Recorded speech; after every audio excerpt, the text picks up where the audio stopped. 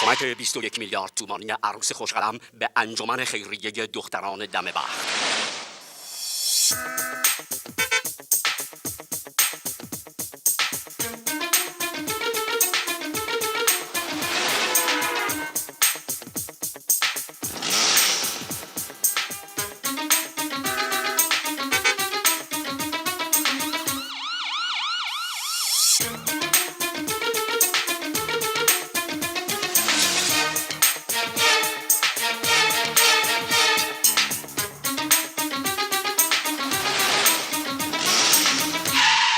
دوشیزه زیباروی ثروتمند 21 میلیارد تومان تقدیم کرد تا دختران صاحب جهیزیه شوند.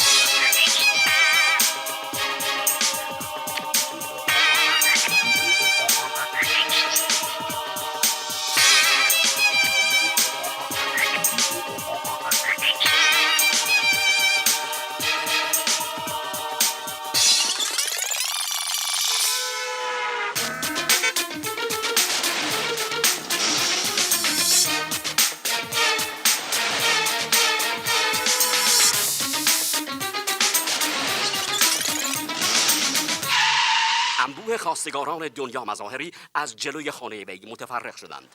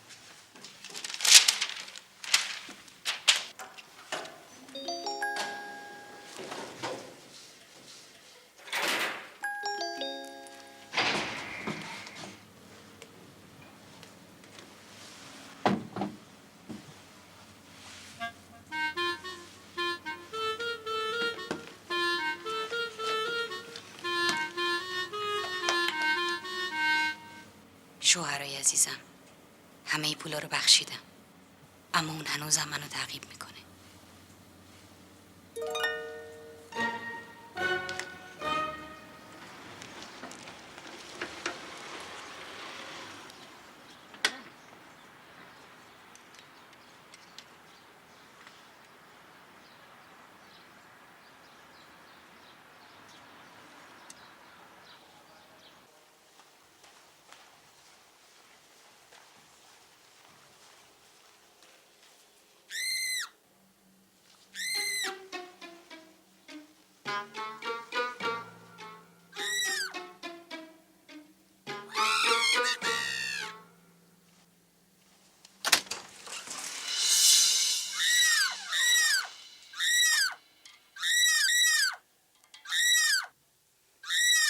آقای دکتر، دستگاه جالبیه. بهم کمک میکنه که به اعصابم مسلط بشم. خب امروز حالتون بهتره؟ از امروز کمی بهترم. قرصاتون رو سر ساعت میخورین؟ اونا رو سر ساعت دور میریزم. پس دیگه به خاطر مرگ شوهراتون احساس افسردگی نمی کنید؟ با کاری که امروز انجام دادم حداقل میتونم بگم کمتر احساس افسردگی میکنم. شما خانم یک رازی دارید که در تمام این جلسات از من پنهان کردید. اگر هر کس دیگه ای به جای من بود، بالخصوص با این کار، روی دیوانه بودن شما قسم میخورد. اما منو نمیتونید گول بزنید. شما سالمید خانم، سالم، از هر خانم دیگه ای سالمتر و زیباتر. من شوهرای خودم رو کشتم. شما چطور یک چنین چیزی ممکنه؟ اگر یه آدم معمولی بود میتونستم قبول کنم، اما شخصیتی با معروفیت شما و ثروت شوهراتون نمیتونه به این سادگی یا دروغ بگه. منظورم این نیست که با دستای خودم اونا رو کشتم، بلکه من باعث مرگشون بودم. عجیبه، عجیب و غیر قابل باور. بخورید، یک کمی آرامش براتون لازمه. و اما بیماری شما، البته اگر بشه اونو بیماری فرض کرد، فراتر از یک بیماری معمولیه. بیشتر به یک جادو شبیه. توی مملکتی که همه دنبال پول میدوئن، خانومی پیدا شده که علیرغم تنفر شدیدش از پولای قلمبه حتی یک لحظه هم رهاش نمیکنن و در مدت کوتاهی چندین ازدواج رو تجربه کرده. این جادویی نیست؟ این برای شما غیر طبیعیه، اما چون برای من اتفاق افتاده پس حتما واقعیه. واقعی اما غیر قابل باور، حتی برای خودم. و همچنین برای من. در عنفوان جوانی چنان که افتد و دانی، در عنفوان جوانی سری و چنان که افتد و دانی، با شاهدی سری و سری داشتم، به حکم آنکه حلقی داشت طیب الادا و خلقی کالبدر اذا بدا. شما بخونید. در عنفوان جوانی چنان که افتد و دانی، با شاهدی سری و سری داشتم، به حکم آنکه مقدمه اولین ازدواجم تو دانشگاه شکل گرفت. تو کلاس سرم به کار خودم بود. درس رو دوست داشتم. غیر از درسم به چیز دیگه توجه نمی‌کردم. ولی انگار تو کلاس 2 نفر بودن که من بیشتر از بقیه حواسشون رو پرت می‌کردم. یکی از اونا که اسمش فرهاد بود واقعا عاشق من شده بود. آقا شما. بله شما. بفرمایید. بقیه‌شو بخون. بقیه چی رو؟ با منی یا در یمنی؟ یمن کجاست؟ یمن شما که ظاهراً بغل دستتون نشسته.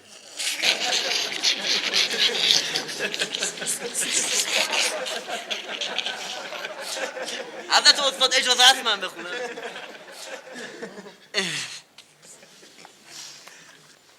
خود شما بخونید. باب 5 در عشق و جوانی.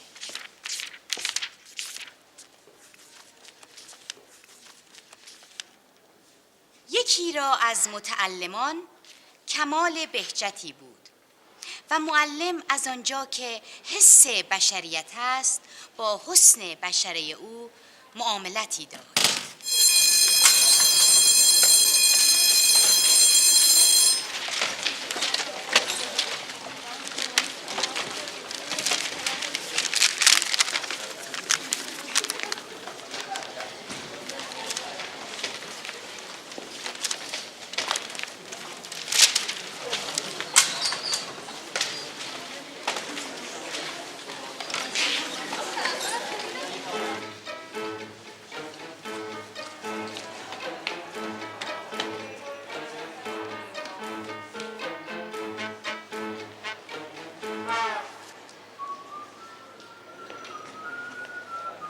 تو از من چی میخوای؟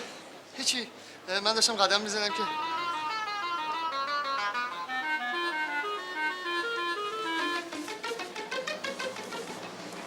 ببین فرهاد، من هیچ علاقه به ازدواج با تو ندارم. پس چرا چشات یه چیز دیگه میگه؟ اینم از چشام. حالا دیگه هیچی نمیگم.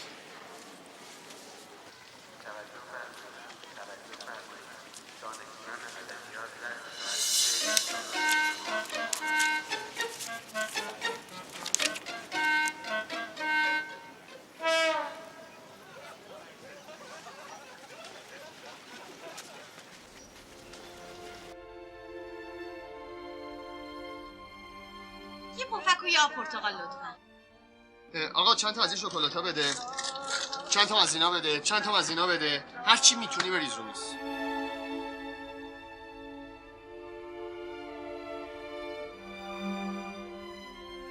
حساب خانم با من. نه متشکرم، خودم حساب میکنم. من دوست دارم با مردی ازدواج کنم که متکی به خانواده‌اش نباشه. فرهاد واقعا منو دوست داشت. محبتاشو به خودم احساس میکردم. اما نمیتونستم تصور کنم که شوهرم مردی باشه که صبح به صبح از پدرش پول تو جیبی میگیره. از طرفی من به دانشگاه اومده بودم تا درس بخونم. اما نمیدونم چرا پسرا تو خنده دختر میبینن فوراً بهش پیشنهاد ازدواج میدن. خب اگر اون خانم شما باشین باید یه کمی هم حق رو به اونا داد. به هر صورت من فکر کردم فرزاد کسیه که میشه باهاش یه دوستی ساده و بیالایش رو شروع کرد. در ضمن درسش هم خیلی خوب بود و من برای تحقیق تاریخ ادبیات به کمکش نیاز داشتم. البته بدون اینکه کار بخواد به ازدواج و اینجور چیزا ختم بشه، چون حالت صورتش یه جوری بود که توجه دخترها رو به خودش جلب نمیکرد.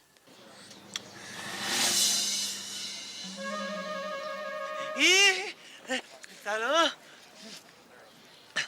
حالتون خوبه؟ ببخشید میتونم اینجا بشینم؟ صدا میکنم.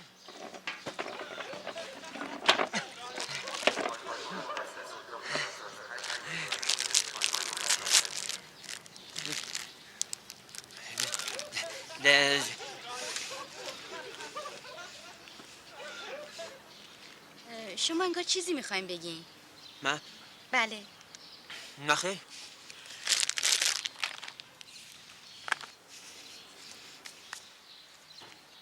خب من راستش اومدم، یعنی میخواستم پیداتون کنم چون میخواستم پیشنهادی بهتون بدم. پیشنهاد؟ به من؟ اینجوریه؟ بله. جدا؟ آخه معمولا یه جوری دیگه است. اگه اینطوره پس منم نه منصرف میشم. تفاهم نشه. من منظورم اینه که اتفاقا باعث افتخار منه. ببخشید چی باعث افتخار شماست؟ خب مسلما پیشنهاد شما. مگه شما میدونید که پیشنهاد من چیه؟ خب یه جورایی میتونم حد بزنم که اگه جسارت نباشه پیشنهادتون چیه؟ یعنی با کس دیگه ای قراری نذاشتین؟ تا شما هستین چرا با کسی دیگه ای قرار بذارم؟ پس از همین حالا میتونیم بریم تو کتابخونه و شروع کنیم. کتابخونه؟ آخه اینطوری که نمیشه. یعنی معمولا یه طور دیگه است. یعنی آخه چرا؟ موضوع که مشخصه. وقتم که نداریم، باید کارو زودتر شروع کنیم دیگه. بخشید کدوم موضوع مشخصه؟ موضوع تحقیق.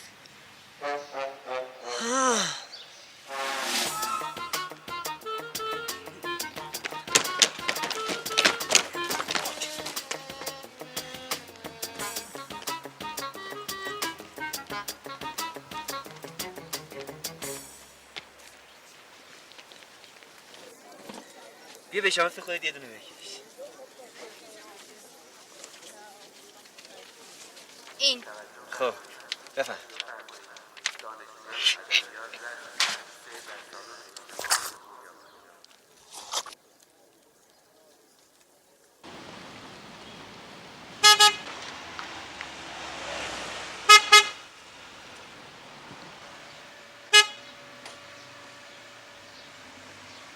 دانشگاه میری؟ چطور مگه؟ خب سوارشو برسونه.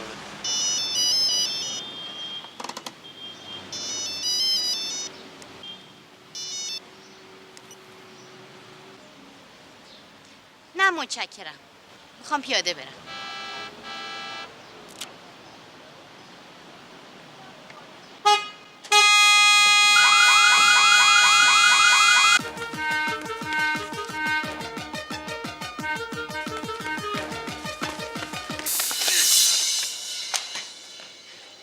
تحقیق کامل شد. تموم.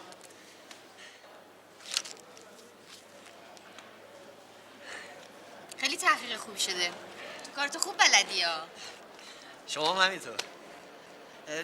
میدونی من به این نتیجه رسیدم که من و شما میتونیم کارهای بزرگتری انجام بدیم و جدی‌تر. پس پیش به سوی آینده با گام‌های بلند.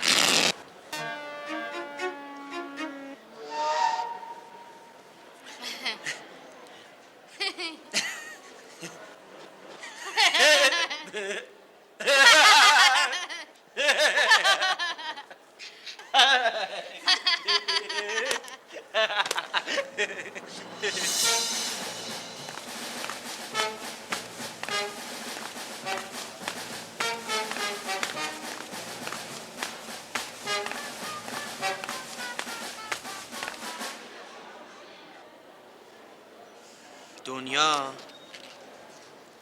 جانم. با من ازدواج میکنی؟ فرزاد حالت خوبه؟ خوبه. پس چرا اینجوری حرف میزنی؟ پس بذار یه جور دیگه برات بگم. آهی لعبت شیرین کار شهرا شوب، ای فرآمد خوبان جهان، ای ونوس زیبای زمان، ای عاشق کش جفاکار بی وفا. اینک این منم، پاره قبای آواره که با قلبی پاره پاره انتظار جواب تو داره.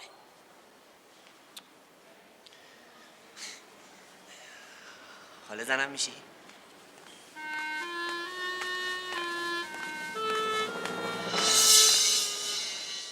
کارت دانشجویی.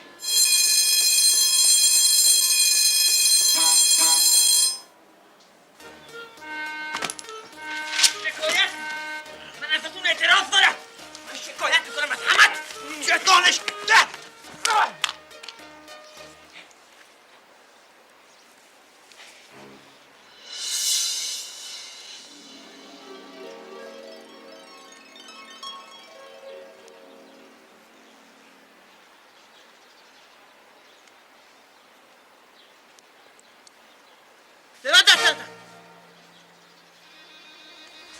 چی شده؟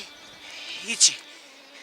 فقط خواهش میکنم اون بلیتیو که به شانستو خریدم در بیار بهش نگاه کن. خب دارم میبینم.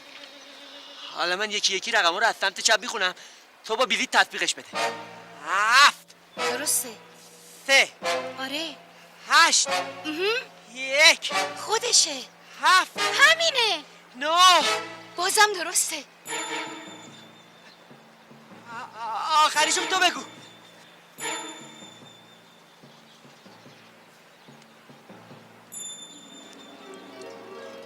8. ما پولدار شدیم. ما پولدار شدیم. میدونی یعنی چی؟ تو با من ازدواج کنی. من میشم شوهر تو میشی زن من. حقیقت داشت. ما یک شب پولدار شده بودیم و چون کار دیگه نداشتیم که انجام بدیم با هم ازدواج کردیم. البته قرارمون این بود که تا فرزاد شغل مناسب با آینده داری پیدا نکرده زندگی مشترکمون رو شروع نکنیم.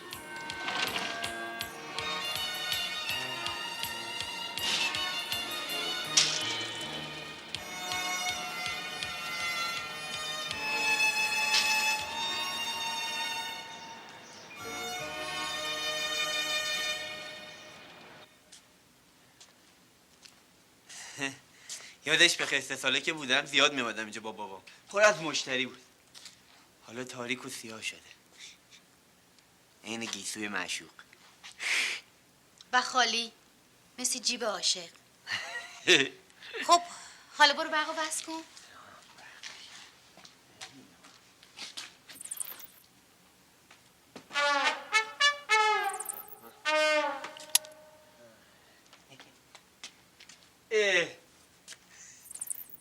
این موشه رو اینجا چیکار میکنه رو شونه تو؟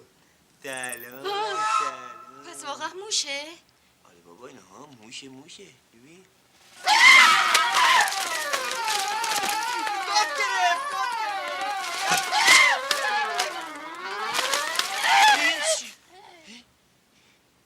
یه دره. من تا حالا این دره رو ندیده بودم. میگم بریم تو ببینیم چه خبره ها. بیا تو برو من دنبالت میام. بیا تو برو.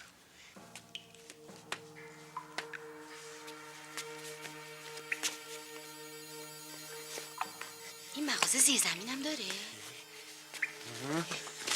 نمیدونم ولی مثل این که داره. چی میبینی؟ فعلا که هیچی. چقدر تاریکه. جونور نداشته باشه.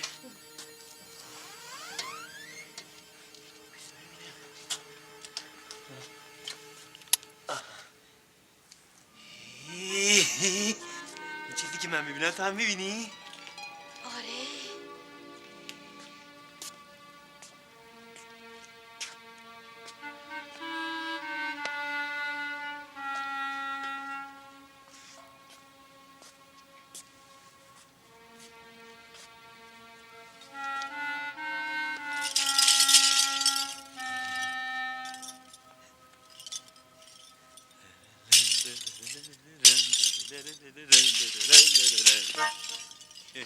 چطوره؟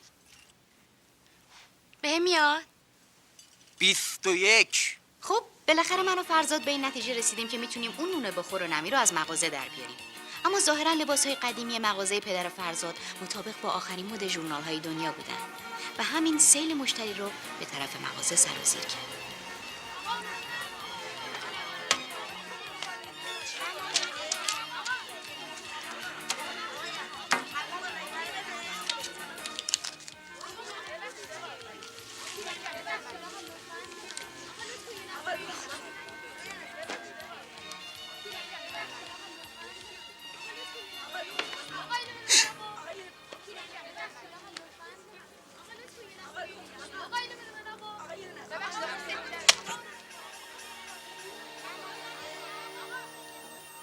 پول دوست داری؟ نترس منم مثل خودتم، یا بهتر بگم تو مثل مایی. پس بهتره با هم رو راست باشیم. منظور؟ ببین تو روی گنج خوابیدی و کلید این گنج دست منه.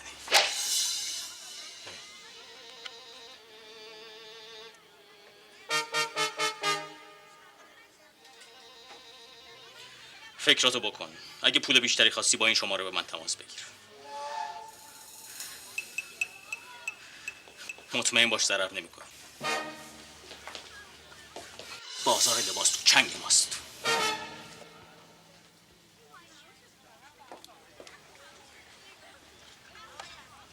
اومد کی بود؟ کی؟ مشتری بود. تو چرا اینجا ایستادی؟ تو الان باید در منزل باشی عزیز من. باید بری استراحت کنی، خودت به خودت برسی. این همه کارمند من اینجا استخدام کردم برای چی؟ خب من فکر کردم اینجا به وجودم نیاز داری. بله عزیز من نیاز دارم، اما در خانه. یادت نیست حضرت استاد چی میگفت؟ به قول حضرت استاد زنان را همان به که در خانه نشینند و شیران نر بزایند. الان برو بذار به کارم برسم.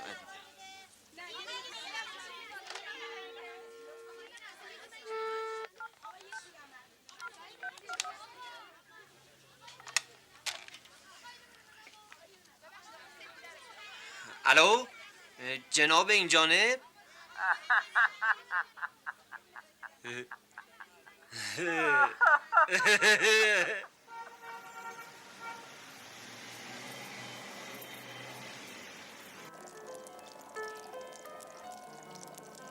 خوش اومدی. متشکرم. اینجا رو خونه خودت بدون.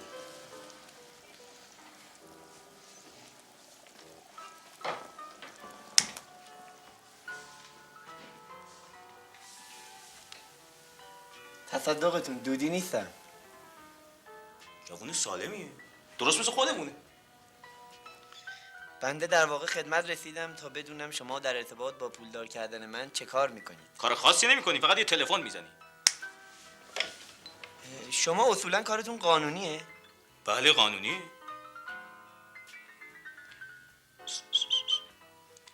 سلام علیکم. به مرحمت شما.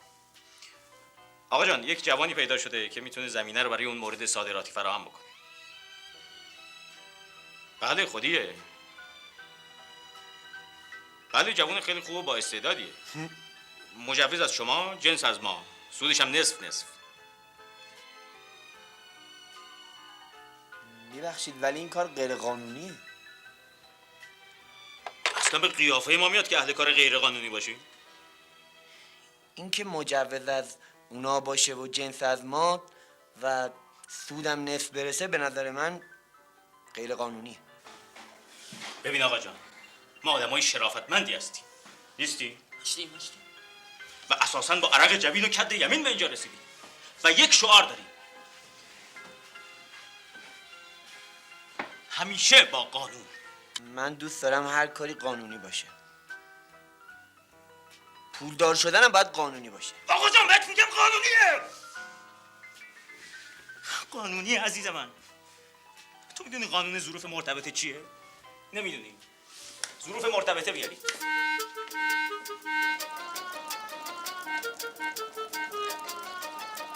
ما ابتدا یک پیرهن شیک رو به نصف قیمت میفروشیم به مشتری. بعد از مدتی مشتری مثل سگ پاولوف شرطیمون میشه. اون وقت کم کم قیمت‌ها رو میبریم بالا. حالا مشتری که به ما عادت کرده و به من و تو اعتقاد پیدا کرده، حاضر هر قیمتی رو که ما میخوایم بپردازه.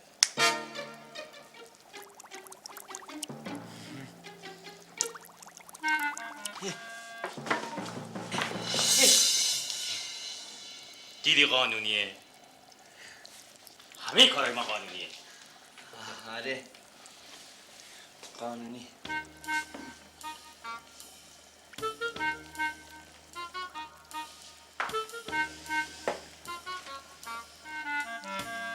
ولی به قول حضرت استاد هیچ گربه‌ای محض رضای خدا موش نمیگیره. من باید بدونم این وسط چه سودی به شما میرسه. آدم با مزه هستی هم. خوش آمد. چه سودی به ما میرسه؟ ببین جانم،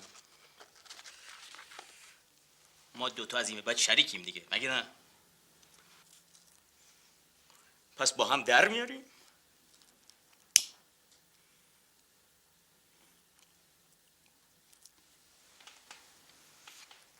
با هم میخوریم.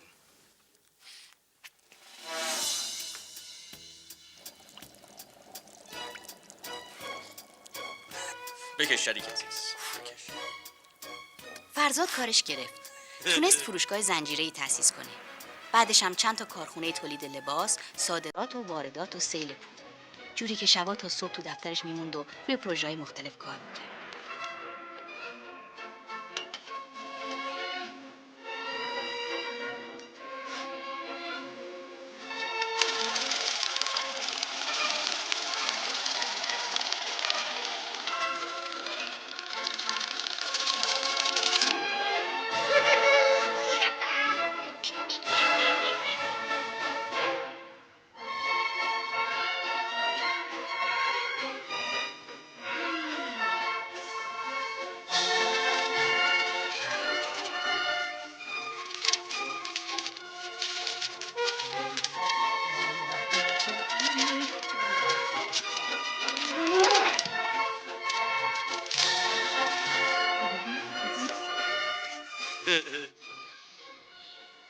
الو فرزاد، هیچ معلوم از کجایی؟ چی کار میکنی؟ چرا اصلا نمیای خونه؟ آخه مثلا من زن تو هم. تنهایی حوصله‌ام سر میره. آخه میگی من چی کار کنم؟ خب عزیز من گرفتارم، سرم چلوغه، چرا متوجه نیستی؟ میدونی چند وقته تو خونه جدیدمون هستم؟ ولی تو هنوز اینجا رو ندیدی. چند وقته؟ 4 روزه. خب 4 روزه.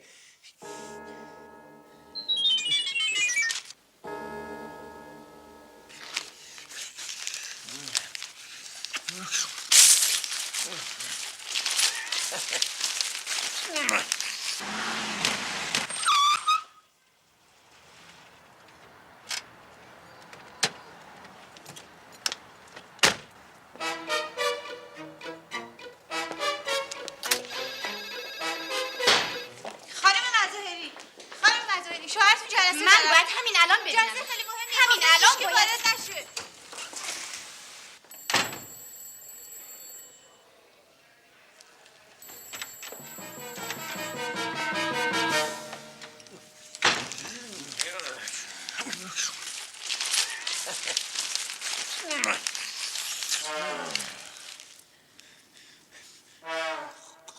قانونیه؟ چی گفته قانونیه؟ همه این پولا قانونیه.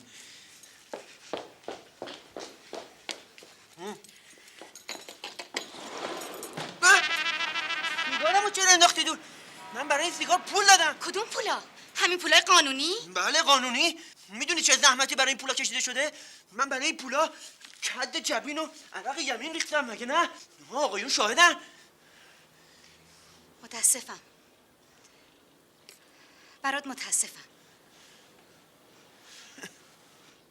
نه، برای خودم متاسفم.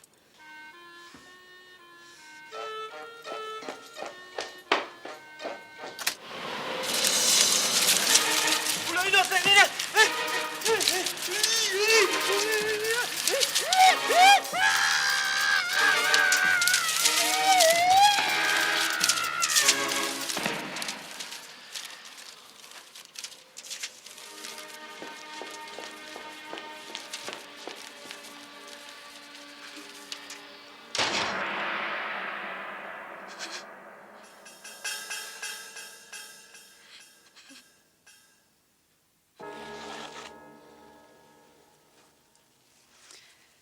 از اون روز به بعد تنفرم از پول چندین برابر شده بود.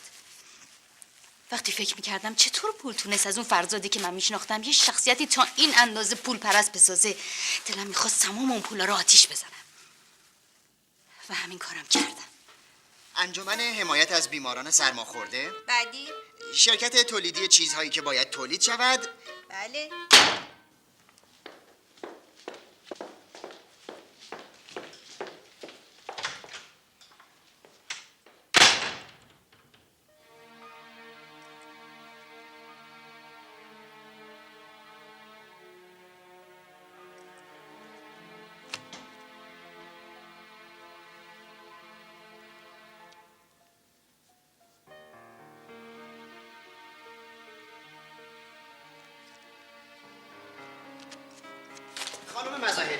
شما در مورد این نظری ندارین؟ خوبه، قبوله. ولی تا نبینید که نمیشه خانم. هر کاری یه حساب و کتابی داره. حساب و کتابش پای خودت. گفتم که قبول دارم. حالا شما یه نگاهی بندازید خانم، بد نیست. اینطوری دیگه بعدا توش حرف در نمیاد خانم. ببینم. بله. این طرفی ها سهامیه که طبق فرمایش خودتون باید به هر تعداد شده بخریم، چون قیمتش داره روز به روز میره بالا. اما این طرفی ها سهامیه که به هر قیمت شده باید بفروشیم، چون قیمتش داره روز به روز میاد پایین. خب این که مشخصه، این طرفی رو بخر، اون طرفی رو بفروش. خانم مظاهری، واقعا من باید این کار رو انجام بدم؟ حتما. شک نکن. اصل گزارشش رو به هم بده. آخه سهام شرکت گل مریم که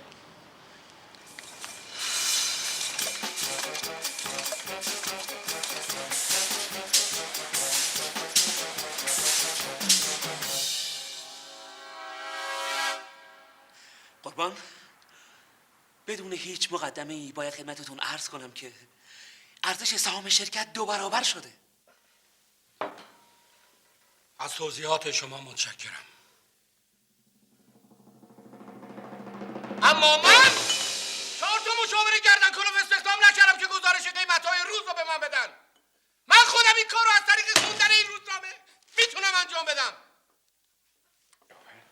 2 برابر شده یعنی چی؟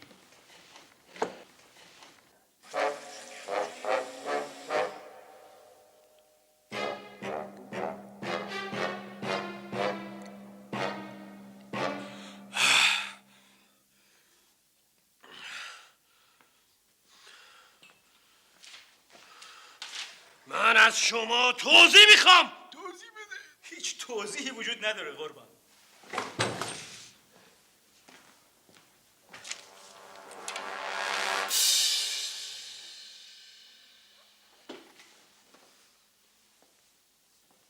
جز اینکه یک خانمی به اسم دنیا مظاهری یه تعداد زیادی از سهام شرکت گل مریم خریده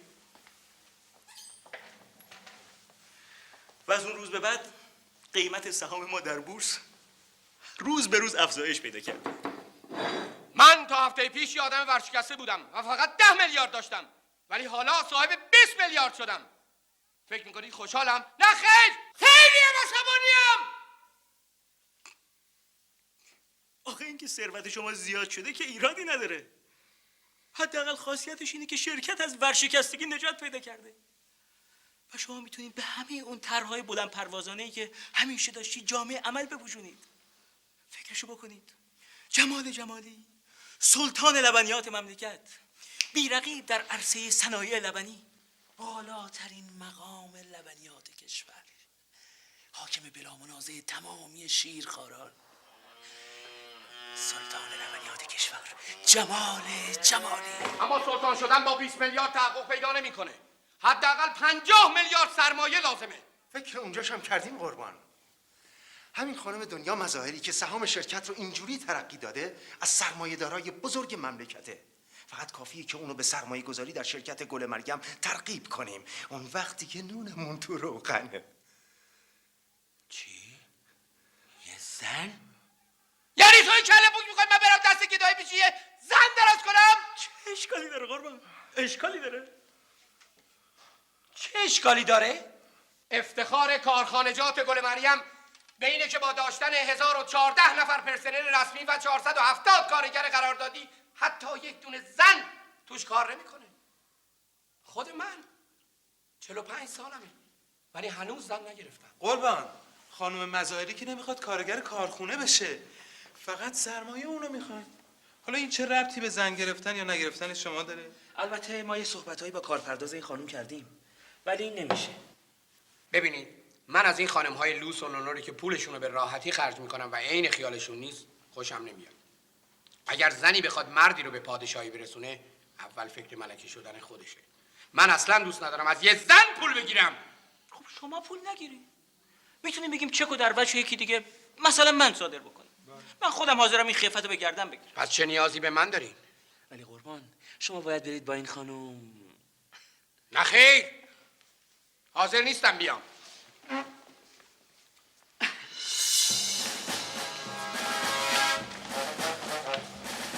فقط مواظب باشید یه حرفی نزنید که منصرف بشه.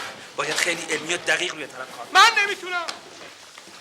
من نمیتونم با یه زن صحبت کنم. آخه یه زن شما لازم نیست صحبت کنید. صحبت رو به عهده ما بگذارید. در تمام مدت شما کافیه فقط لبخند بزنید. لبخندم نمیتونم بزنم. لبخند که کاری نداره، کافی دهنتون اینجوری باز کنید.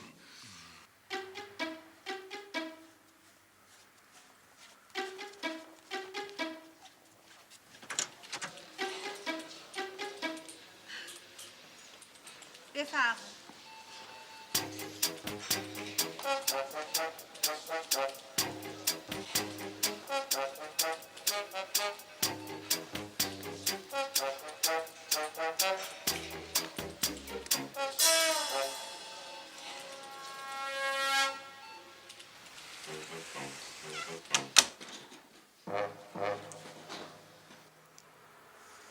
آقایان،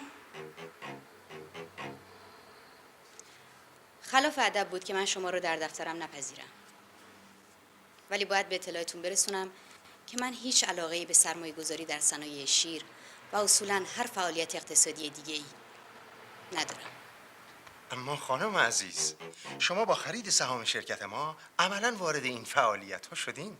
شما که علاقه‌مند به فعالیت‌های عامل منفعه هستید، میدونید چقدر با سرمایه‌گذاری در شرکت گل مریم بچه‌های عاشق بستنی و شیر و شکلات خامه و خوشحالشون می‌کنید؟ در واقع با این کار شما کمک بزرگی به شیرخواران و نسل آینده خواهد شد. نسل آینده. میدونم، ولی متاسفانه بازم علاقه‌ای به این کار ندارم. گاو خانم، گاو. شما تا حالا یه گاو رو از نزدیک دیدین؟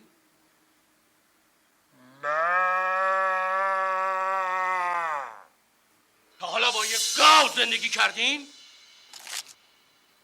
هیچ وقت سعی کردین یه گاو رو درک کنین؟ گاو یعنی درس زندگی، یعنی آموزش مفید فایده بودن، بی ادعا بودن، فکور بودن، عمیق بودن. باید گاو رو فهمیدش. شما که اصلاً و اصالتاً صاحب کمالاتید، حتما میدونید در کشور بزرگی مثل هندوستان گاو رو میپرستن. به قول شاعر، گاو یعنی نفس باغچه در طعم غروب. گاو یعنی احساس. گاو یعنی آتش پنجره رو به کویر.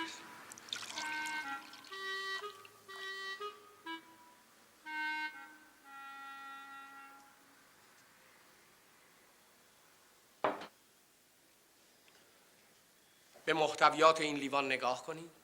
ممکنه به نظر شما یه نوشیدنی معمولی بیاد، اما به هیچ وجه اینطور نیست. این عالی ترین، زیباترین و مقوی ترین ماده غذایی در تمام جهان هستیه. میدونید این چیه؟ شیر گاو. بله، شیر گاو خانم عزیز. ما با این مایه حیات بخش سر کار داریم و شما میخواهید روی یک چنین گنج عظیمی سرمایه گذاری کنید. متوجه هستی؟ گاو یعنی احساس.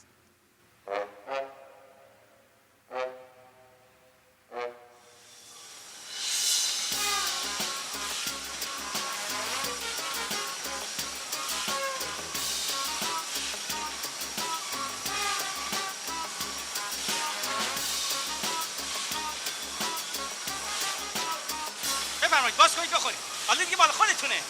شیر پرچربه. ممنون. میترسم همچین خورده حالم بد شه. غیر ممکن حالتون بد بشه. لبنیات حال آدمو سر حال میاره. چون مال گاوه.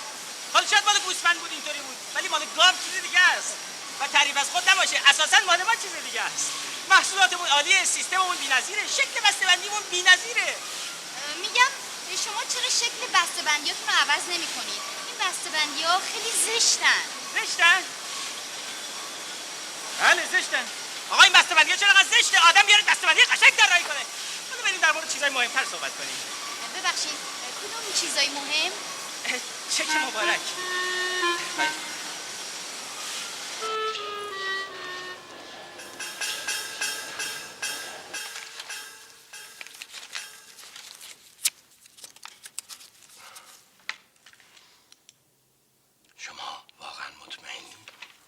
من فقط به خاطر ارزش‌های گاو سرمایه گذاری کردم.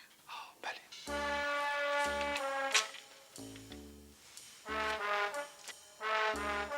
بفرمایید.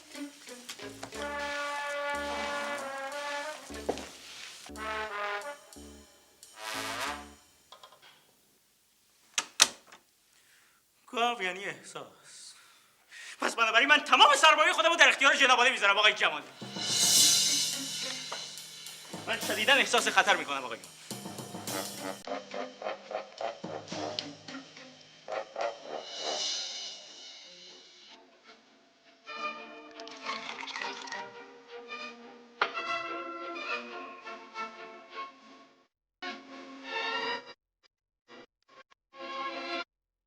به امید پایداری شراکتمون. به امید سلامتی بچه‌هایی که عاشق شیر هستن. و به امید سلامتی بچه گاوهای زیبا.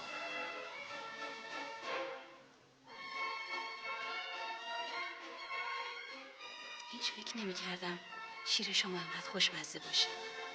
چند پاکت شیر با خودتون ببرین، هر شب قبل از خواب میل کنین، راحت تر میخوابین.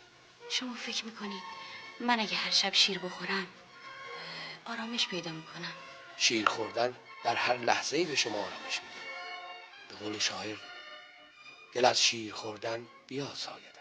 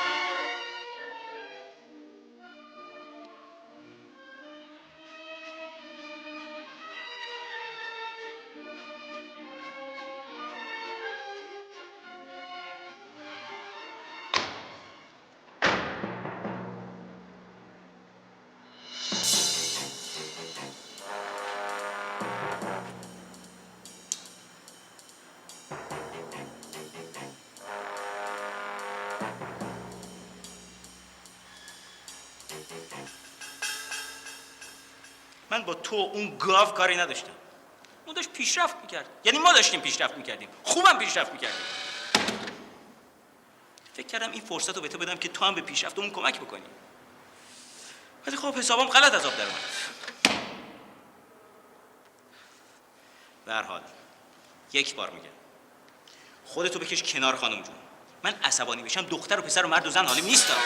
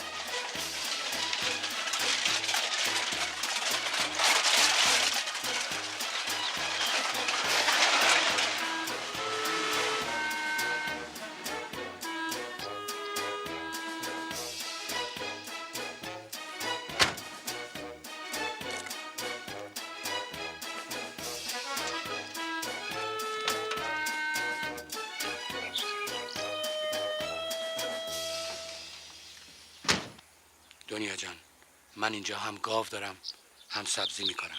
خیلی خوبه. صبح بلند میشیم، من شیر گاو میدوشم، تو هم سبزی تازه میچینی. خلاصه خیلی خوش میگذره.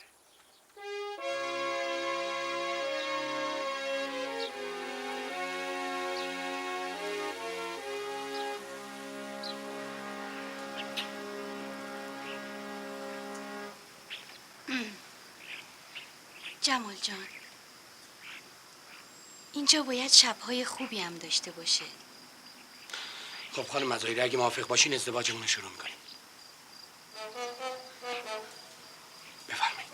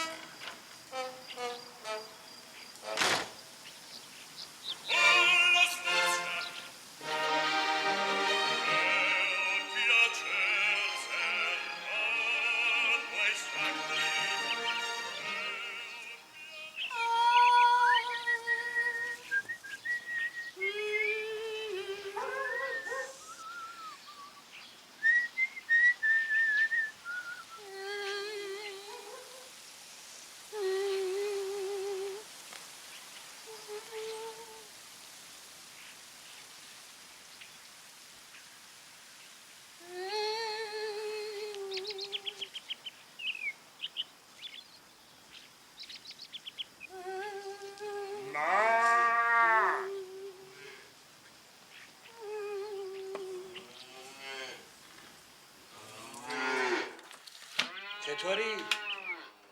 دلت که برای من تنگ نشده بود؟ من نبودم شیطونی نکردی که؟ عزیزم، الهی من فدای اون چشای فکورت بشم. تو که میدونی من تو رو خیلی دوست دارم، اما منو ببخش که سرت هبو آوردم. من برای سلطان لبنیات شدن به سرمایه دنیا نیاز دارم، وگرنه تو کجا، دنیا کجا؟ وای وای وای وای وای وای وای وای وای.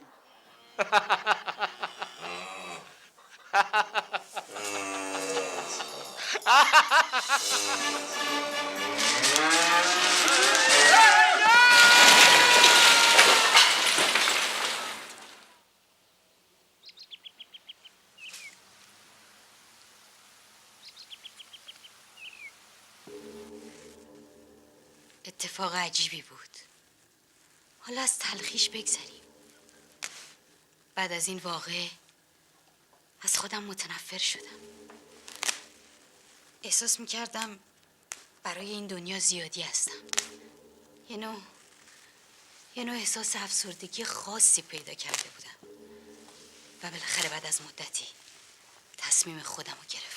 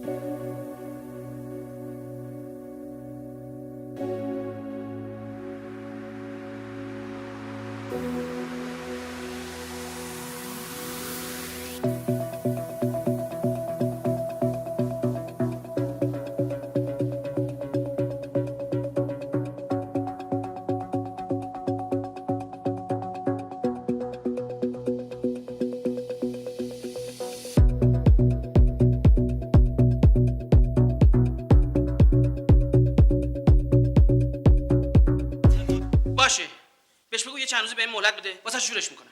خیلی خوب فعلا دستم تنگه. دکتر زنده میمونه؟ فعلا معده‌شو شستشو دادیم. امیدوارم تا جهل از دیگه به هوش بیاد. شما از بستگان بیمار هستید؟ نه خیر. ایشون با تابلوی بنده تصادف کردن. بنده اومدم خسارتمو بگیرم. البته اگه پول و پله‌ای داشته باشه. پول و پله داشته باشه؟ بله. شما مثل که اهل مطالعه روزنامه نیستید.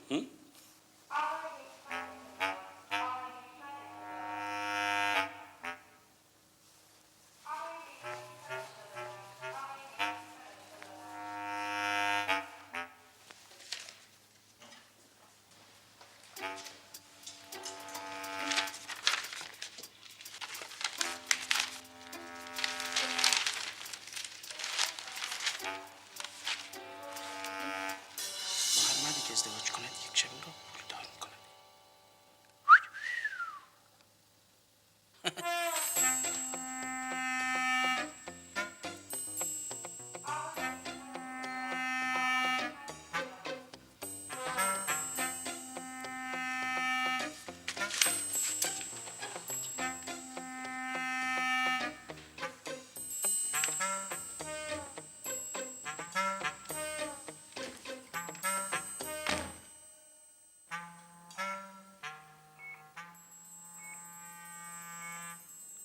من کجا؟ هر کجا هستم باشم. آسمان مال من است. اینجا بیمارستانه. منم نامجو هستم. به نام نامجو. یادتونه؟ یک تابلوی تبلیغاتی، یک تصادف و بعد یک سقوط. چرا منو اینجا وردی؟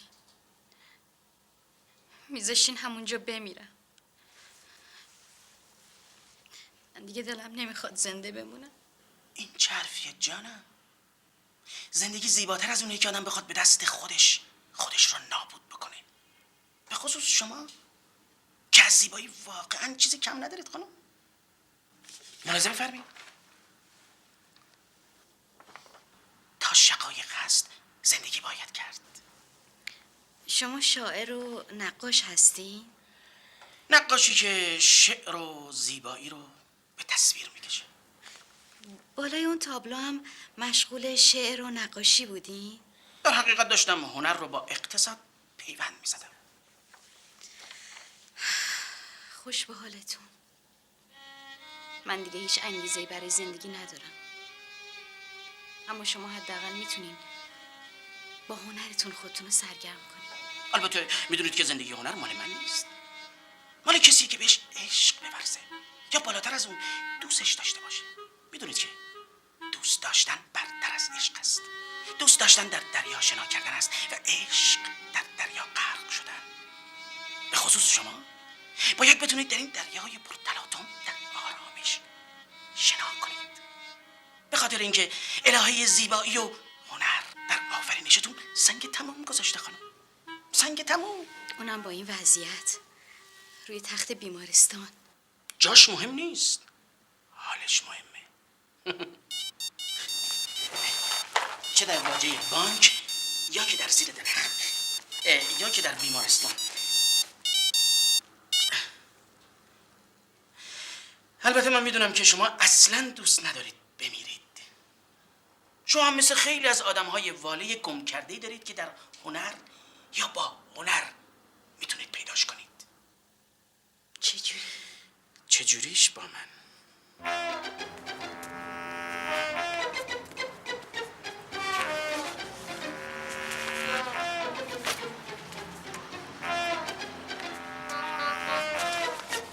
به سوی دنیای هنر همونه!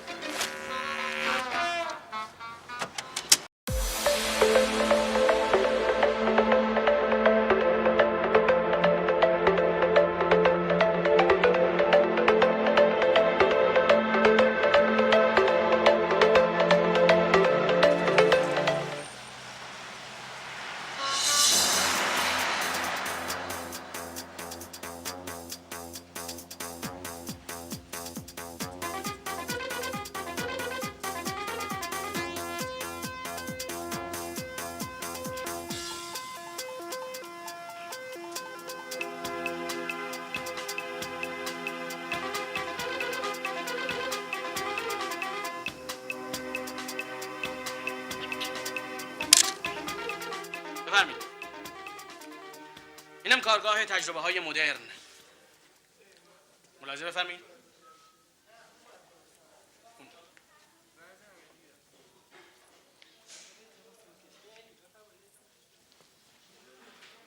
خب همه چی آماده است؟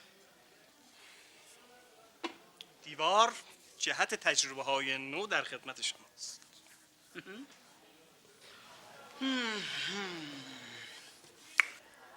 هنر ناب و مدرن از همین نقطه شروع میشه.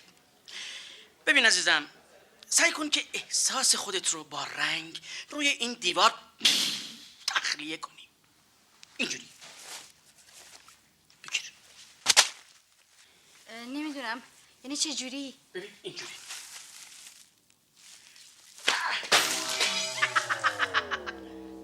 بزن.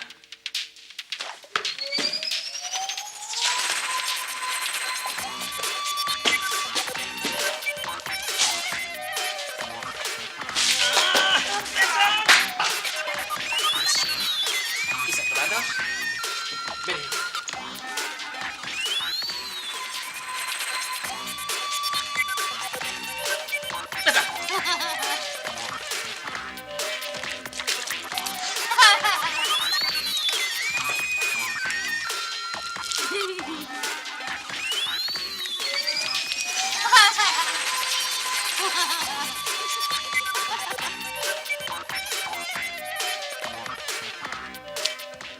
اینطوری بود که پای من به دنیای هنر و نقاشی باز شد. بهنام دنیای جدیدی رو به من معرفی کرد. یک دنیای پر از شور و رنگ.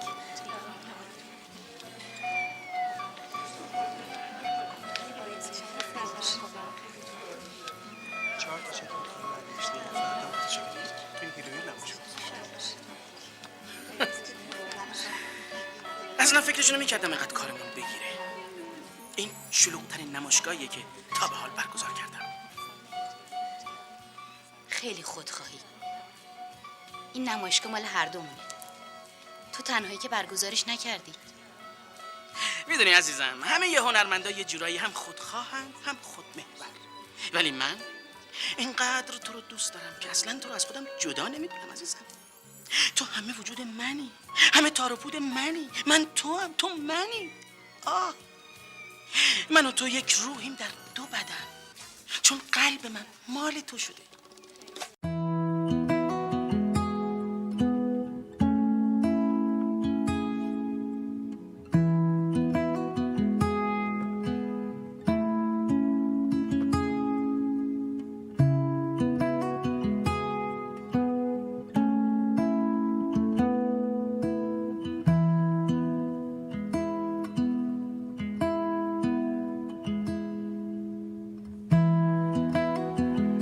این همه منظره قشنگ اطرافمون هست. چرا فقط از من عکس می‌گیری؟ من که جز تو هیچ چیز قشنگی دیگه نمی‌بینم. فقط تویی.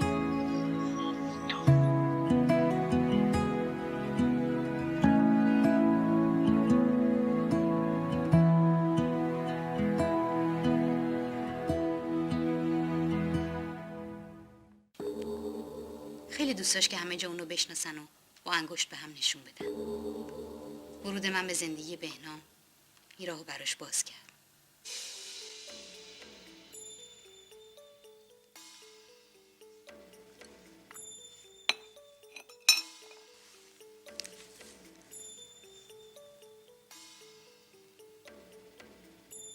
بهنام، من میخواستم راجع به موضوعی باهات صحبت کنم. خب بگو. بهنام جان، ما الان 1 هفته است که ازدواج کردیم، اما تو تمام این مدت فقط سر کار بودی. خب امشب که خونه خودت اینجایی، اما حواست جای دیگه است. منو ببخش عزیزم، تو این چند روز خیلی سرم شلوغ بود. میدونی همه یک کارخونه دارای مملکت تصمیم گرفتن که فقط تو این چند روز تبلیغات کنن. اونام خوشبختانه یا بدبختانه فقط و فقط تلفن شرکت ما رو دارن عزیزم. ما رو شانسیم، تو که میدونی. ما چرا داریم این حرفو میزنی؟ من و تو یه زن و شوهر خوشبختیم. الان باید بشینیم یک کمی عاشقانه تر با هم صحبت بکنیم عزیزم. یک کمی بشینیم قربون هم دیگه بریم. آره، برام شعر بخون. نه، جواب نده. اداریه. بله. شب بخیر. با بچه‌ها دور هم بودیم، گفتم بد نیست تو هم بیای. یه جلسه خودمونیه، خوش میگذره. آخه دستم بنده. آخه نداره. آدرس رو یادداشت کن.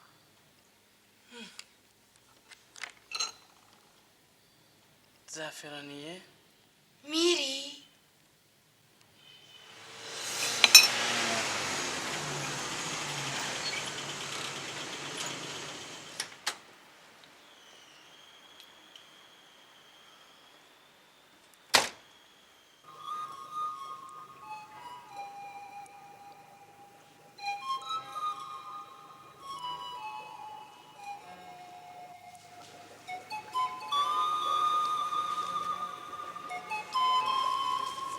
غار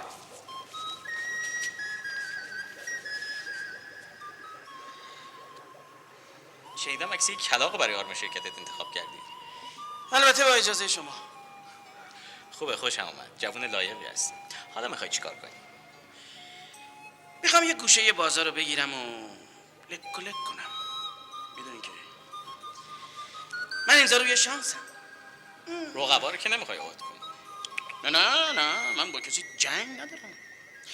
بازار مملکت اینقدر بزرگ و دنگال هست که برای هممون کار پیدا میشه. تو از شهرت بدت میاد. دوست نداری همه جا نفوذ کنی؟ رو همه چیز اثر بذاری؟ مجسم کن اسم تو دهن همه میافته. همه جا صحبت توه. بین پولدارا، کارخونه دارا، حتی بین سیاستمدارا هم صحبت توه. و فکر کن تو مهمونی‌های مهم همیشه جای تو اون بالاست. همه میان تو کارشون با تو مشورت میکنن. عکس تو همه جاست، اسم تو همه جاست. بهنام نامجو گرافیست، بهنام نامجو آرتیست، بهنام نامجو نفر اول تبلیغات مملکت. بهنام خوشمزه و خوشنام.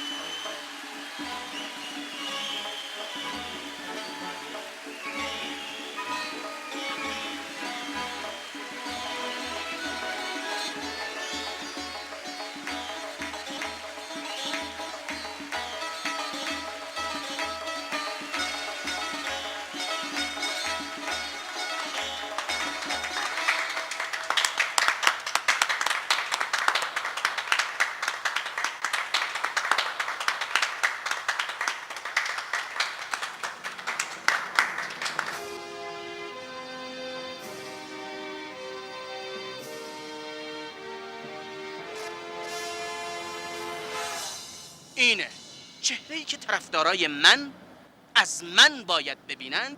اینه. خیلی با پرستیژه. خیلی خوبه. شگفت انگیزه. ماهه. خب کار بلد نیستید بگید بلد نیستیم. چرا زور اضافی میزنید؟ این تصویر مردیه با شهرت جهانی. طرفدارای من ببینن پهن بار شما نمیکنن. پهن. نو پرابلم، نو مشکل، نو ریسپانس تو پیجینگ. آره راست میگی، اصلا مشکلی نیست، ناراحت نشی. تو چشمای من نگاه کن. برق چشا رو میبینی؟ حال میکنی؟ آره. نفوذ نگاه رو حس میکنی؟ تابلوی شما این برق رو کم داره، روح نداره، بهونه میاره. باگل مثل بلبل خیلی تند. اگزاژره میکنه آقا. خودم درستش میکنم.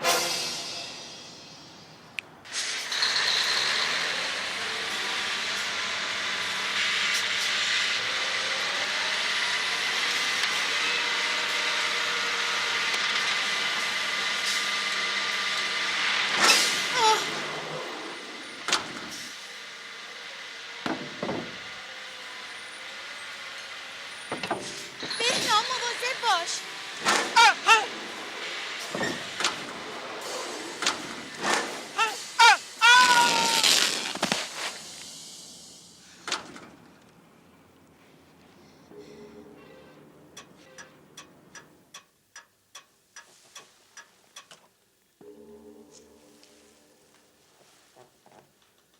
اون مرد. همه ثروتش به من رسید. این همه اون چیزایی بود که در مورد گذشتم باید به شما میگفتم. همه اون چیزایی که من از یه دختر ساده و طالب عشق تبدیل به عروس خوشقدم کرد. و حالا در واقع احساس میکنم که بدقدم ترین آدم روی زمین بودم.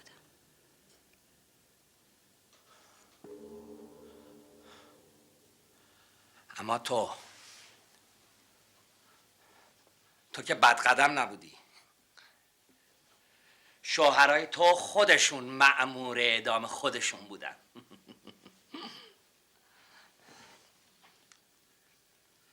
نظر من مشخصه. من راه علاج شما رو پیدا کردم. جدا؟ فقط یک راه. یک راه حل. علاج واقعی و نهایی شما. چی؟ چی کار باید بکنم؟ با من ازدواج کنید.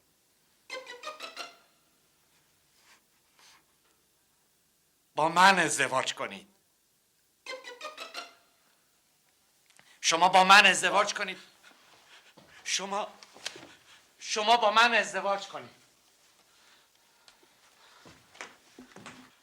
شما با من ازدواج کنید.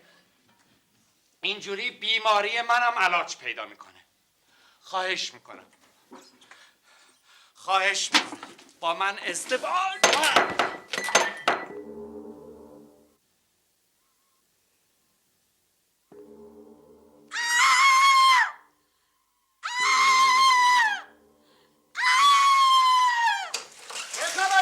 چه خبر اینجا رو گشتی رو سرت؟ پدر من اینجا در اومد. هی از صبح تا شب سر صدا بس دیگه.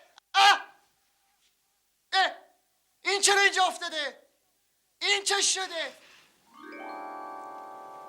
فرهاد. دنیا. تو اینجا چی کار میکنی؟ من تو این ساختمون سریدار نظافتچی ام. یعنی از وقتی که تو منو ول کردی انگار که دنیا منو ول کرد. پدرم ورشکست شد و خودم هم ترک تحصیل کردم. به خصوص از وقتی که فهمیدم تو به خاطر پولدار بودنم با من ازدواج نکردی، خودم خیلی بیشتر تمایل داشتم که فقیرانه زندگی کنم. دنیا، حاضری با عشق با من ازدواج کنی؟ فرهاد، یعنی میشه؟ معلومه که میشه. با من.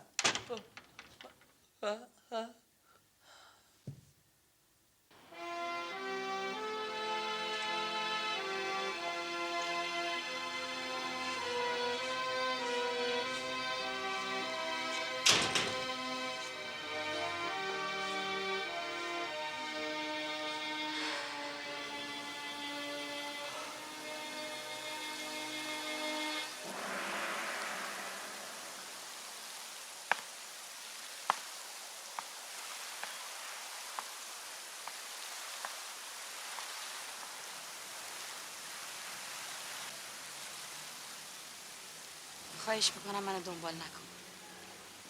اون منو دوست داره. منم اونو دوست دارم. عشق بزرگتری وجود نداره. برو خوش باش.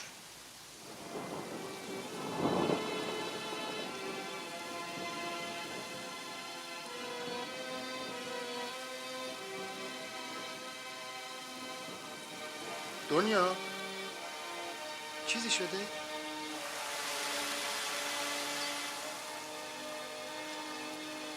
نه.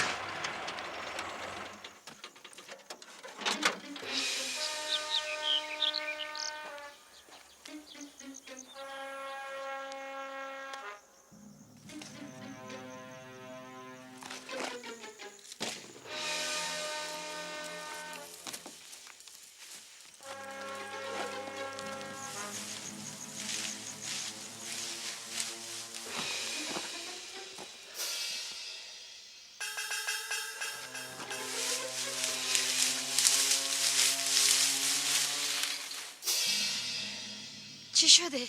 دنیا گچ پیدا کردیم گچ پیدا کردیم گچ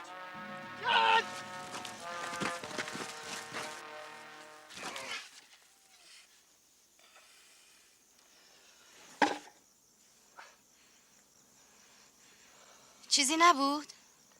چرا؟ یه تخت پاره بود.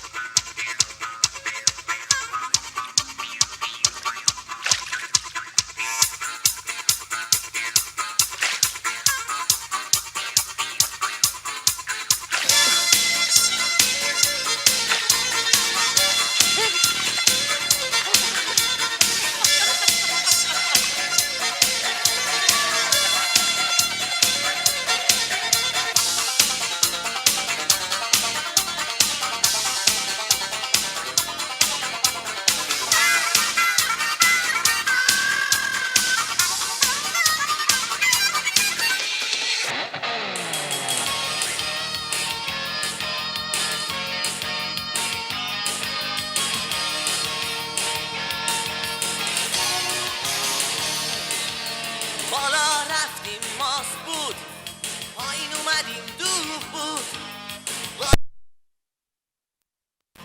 پایین اومدیم دوغ.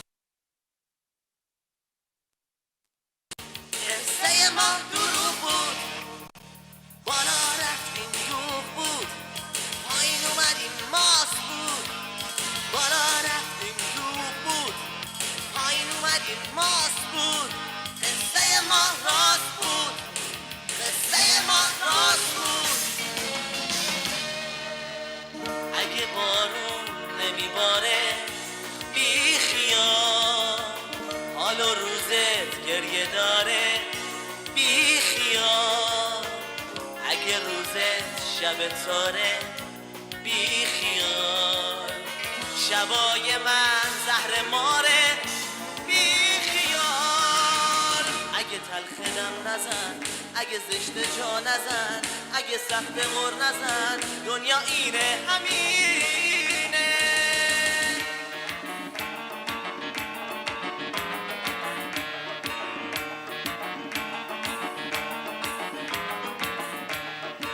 عشق و باور میکنی، چشاتو تر میکنی، آخرش با این کارا دلو پنچر میکنی. پول با آدم ها چی کار میکنه؟ از دست من فرار میکنه. من روز و شب کار میکنم، توی دست تو چی کار میکنه؟ پول با آدم ها چی کار میکنه؟ آدم ها رو با هم یار میکنه، دوستا رو نابکار میکنه، بعد از پوچی با فرار میکنه. پول با آدم ها چی کار میکنه؟ عشقا رو تارمار میکنه.